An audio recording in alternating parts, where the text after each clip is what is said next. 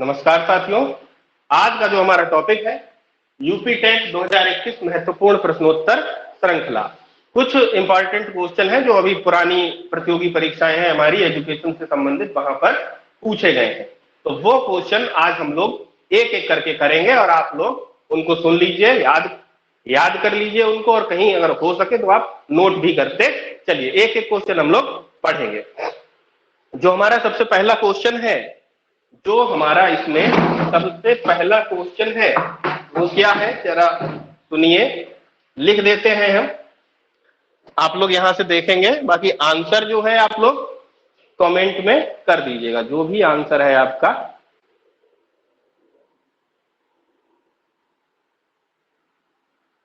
जो भी आंसर है आपको आप कमेंट में कर दीजिएगा, ठीक है। नोट्स की बात ऐसी है, नोट्स जितने भी हैं हमने आपको पीडीएफ दे रखा है, आप पीडीएफ से लिख लें। रोज के रोज हमने नोट्स वाला हटा दिया है, आप लोग पीडीएफ से कर लिया करें, हमने आपको भेज रखा है। ये वाले जो क्वेश्चन है, ये आप क्वेश्चन कॉपी पेन लेके बैठे और लिखते रहिए, नोट करते रहिए। पहला क्वेश्चन है हमारा,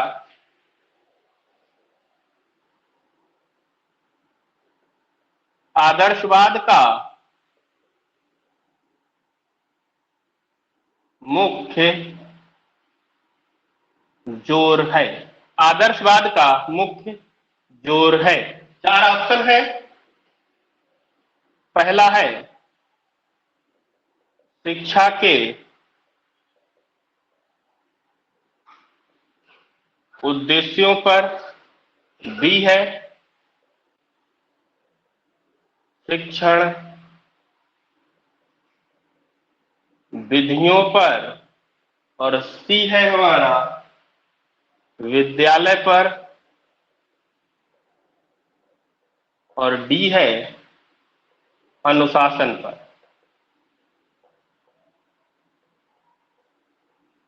ये चार ऑप्शन है आपके पास। क्वेश्चन है हमारा, आदर्शवाद का मुख्य जोर है शिक्षा के उद्देश्यों पर, शिक्षण विधियों पर, विद्यालय पर और अनुशासन पर। इसमें से सही क्वेश्चन कौन सा होगा? कमेंट में टाइप कीजिए, सही क्वेश्चन इसमें से कौन सा है। जी बिल्कुल ठीक बताया है। इसमें जो हमारा राइट आंसर है ए, शिक्षा के उद्देश्यों पर। जो आदर्शवाद है वो शिक्षा के उद्देश्यों की बात करता है। आदर्शवाद शिक्षा के उद्देश्यों की बात करता है। राइट आंसर है हमारा ए, ठीक बताया आप लोगों ने।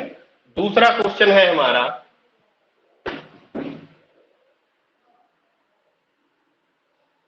दूसरा क्वेश्चन, दूसरा क्वेश्चन है, कोहलर ने विकसित किया। कोहलर ने विकसित किया। ऑप्शन है अनुबंधन सिद्धांत, बी ऑप्शन है हमारा एस आर बांड सिद्धांत, सी ऑप्शन है सूझ सिद्धांत, और डी ऑप्शन है हमारा क्षेत्र सिद्धांत। क्षेत्र सिद्धांत। फिर से सुनिए एक बार क्वेश्चन। कोहलर ने विकसित किया अनुबंधन सिद्धांत, एसआर बॉन्ड सिद्धांत, सूझ सिद्धांत और डी क्षेत्र सिद्धांत। कौन सा सिद्धांत इनमें से कोहलर ने विकसित किया था? कमेंट कीजिए। जी एकदम राइट आंसर है सी, कोहलर ने सूझ का सिद्धांत, या इसको हम एक और नाम से जानते हैं अंतर्दृष्टि।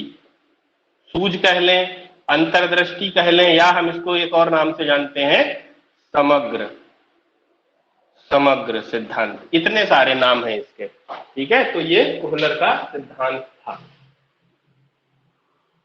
अगला तीसरा क्वेश्चन है हमारा, ये हमारा पर्सनालिटी का क्वेश्चन है। पर्सनालिटी का क्वेश्चन है। कैटल ने व्यक्तित्व मापन के लिए कितने कारकों का प्रयोग किया। क्वेश्चन है, कैटल ने व्यक्तित्व मापन के लिए कितने कारकों का प्रयोग किया? ऑप्शन है 10, 12, 16 और 18। कैटल ने व्यक्तित्व मापन के लिए कितने कारकों का प्रयोग किया? कमेंट कीजिए। शायद ये पर्सनालिटी आप लोगों ने पढ़ा नहीं। बीएड में तो पढ़ा है आपने पर्सनालिटी, टेट के सिलेबस में नहीं है पर्सनालिटी, लेकिन बीएड में आपके पूरा पर्सनालिटी चैप्टर है। आरबी कैटल 16 पीएफ आपको अगर याद हो, है 16 पीएफ। क्या बोलते हैं इसको हम? 16 personality factor. 16 PF 16 personality factor. इन्होंने व्यक्तित्व के कितने कारक बताए थे? 16 कारक बताए थे। 16 कारक हैं, 10 नहीं है, 16 कारक बताए थे। 16 पीएफ, 16 पर्सनालिटी फैक्टर। अगला है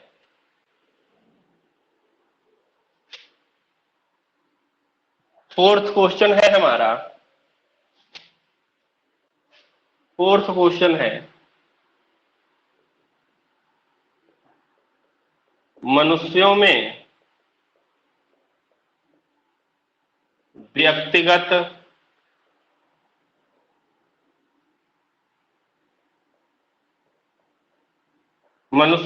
व्यक्तिगत विभिन्नताओं के निर्धारक तत्वों का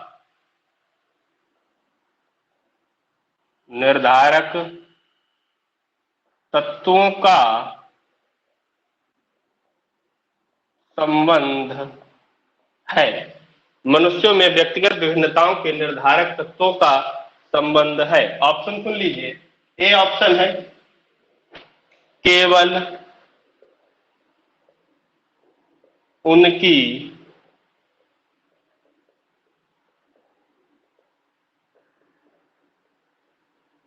उनकी आनुवंशिकता में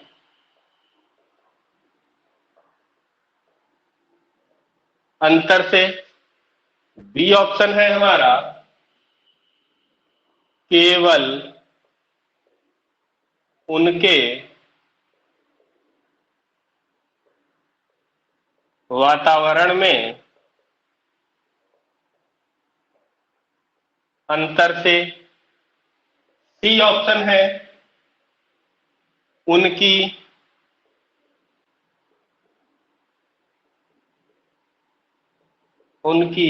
आनुवंशिकता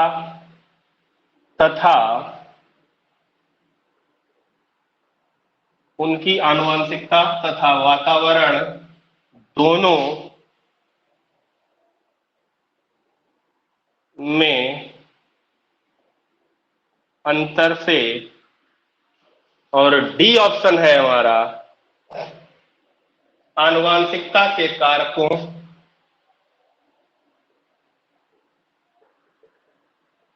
डी ऑप्शन है आनुवंशिकता के कारकों तथा वातावरण के कारकों के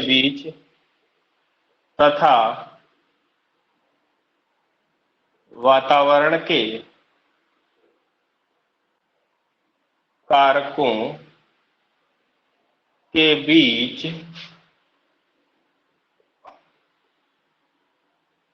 अन्योन्य क्रिया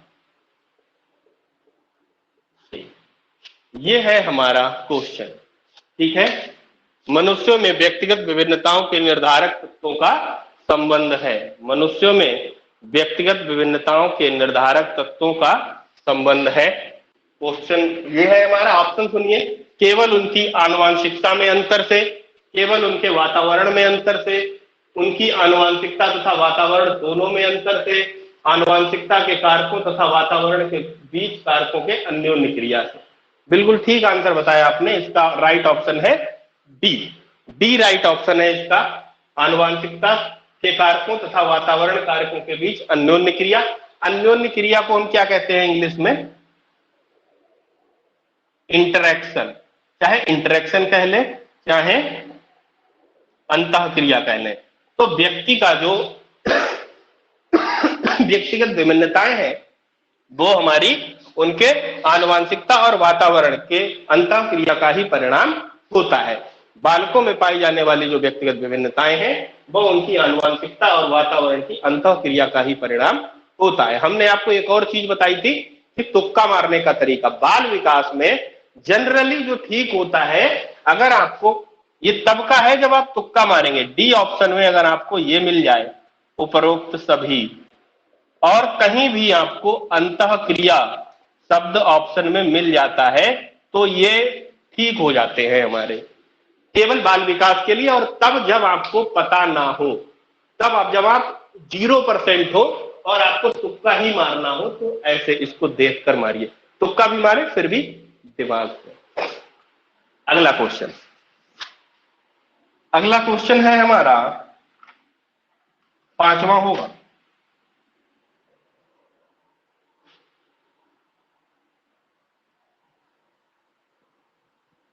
पांचवा क्वेश्चन है विश्व भारती विश्वविद्यालय के संस्थापक कौन है? पांचवा क्वेश्चन है विश्व भारती विश्वविद्यालय विश्वविद्यालय के संस्थापक कौन है? विश्व भारती विश्वविद्यालय के संस्थापक कौन है? ऑप्शन सुनिए। अब ए ऑप्शन है हमारा स्वामी विवेकानंद, बी है इंदिरा गांधी, सी है रविंद्र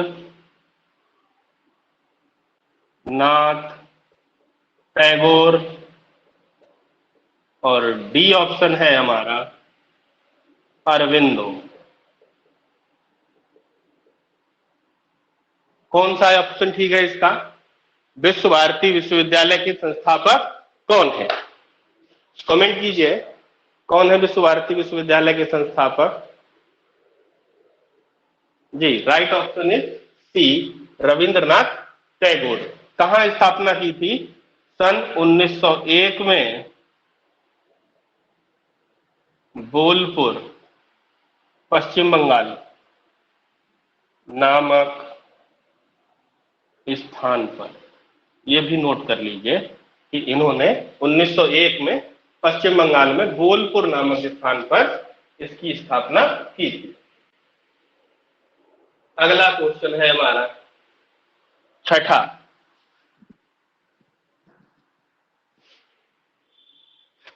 सिक्स क्वेश्चन, पीएलसी का पूर्ण रूप है। टीएलसी का फुल फॉर्म क्या है? TLC, what is the full form of TLC? Time bounded learning course पहला है time bounded learning course, B है total learning curriculum, total learning curriculum. फिर है टोटल लिटरेसी कैंपेन, सी है टोटल लिटरेसी कैंपेन,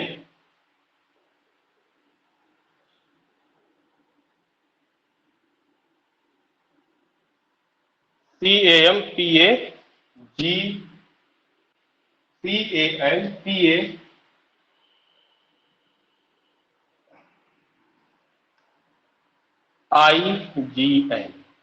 और D है training learning campaign. Training learning campaign. तो इसमें से आपको बताना है कि हमारा what is the full form of TLC, time bounded learning course, total learning curriculum, total literacy campaign and training learning campaign. जी कमेंट टाइप कीजिए सी ऑप्शन। जी ठीक है एकदम, सी ऑप्शन ठीक है, total literacy campaign. Total literacy campaign TLC का पूरा नाम। अगला है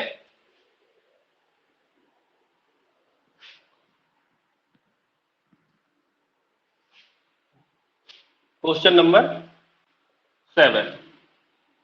एमिल पुस्तक के लेखक कौन है? एमिल ये किताब का नाम है। एमिल पुस्तक के लेखक कौन है? ऑप्शन सुनिए, ऑप्शन सुनिए हमारा, अरस्तु, रूसो, किलपैट्रिक और डीवी। ये चार ऑप्शन है। एमिल नामक पुस्तक के लेखक कौन है? अरस्तु है, रूसो है, किलपैट्रिक है या डीवी है? कौन है इसके लेखक? एकदम ठीक बताया, रूसो। एमाइल नामक पुस्तक के लेखक कौन है? रूसो। और रूसो किस वाद को फॉलो करते हैं? प्रकृतिवाद, जो हमारा नेचुरलिज्म है, इस विचारधारा को ये फॉलो करते हैं रूसो। एमाइल नामक पुस्तक इन्होंने लिखी थी। अगला क्वेश्चन है हमारा 8वां क्वेश्चन है,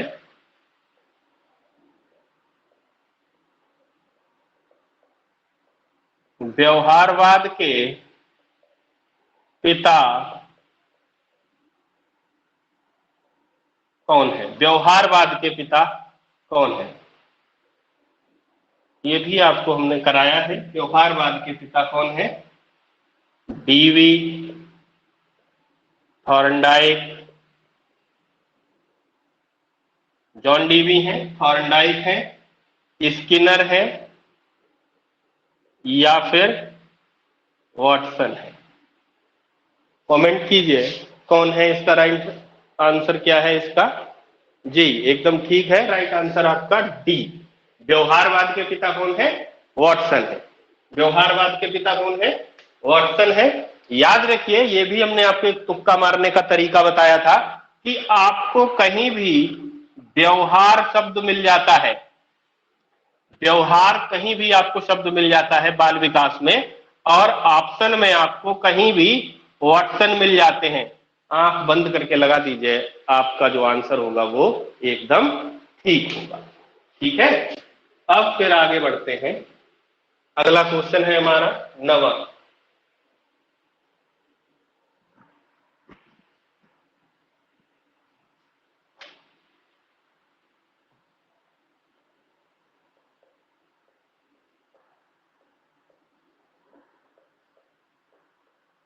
पियाजे के अनुसार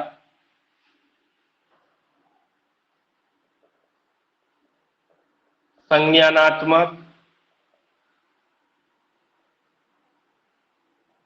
विकास की